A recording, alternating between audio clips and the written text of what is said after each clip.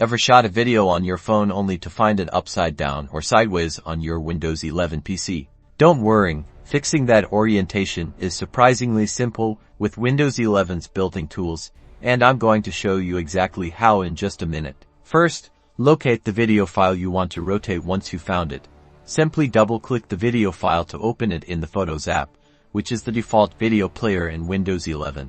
Now that your video is playing, look for the Edit Image button in the top right corner of the Photos app window. It usually looks like a pencil icon. Click on that. You'll see a few editing options appear to rotate your video. We're going to use the rotate icon. There are two options: rotating by 90 degrees clockwise or rotating by 90 degrees counterclockwise.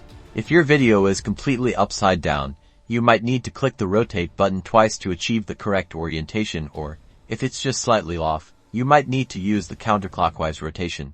Once your video is perfectly oriented, look for the Save button. Also in the top right corner, click Save. You'll have the option to save or save a copy. It's generally a good idea to choose Save a Copy to keep your original, unedited video file intact. Windows will then save your newly oriented video. You can now enjoy your video playing in the correct way.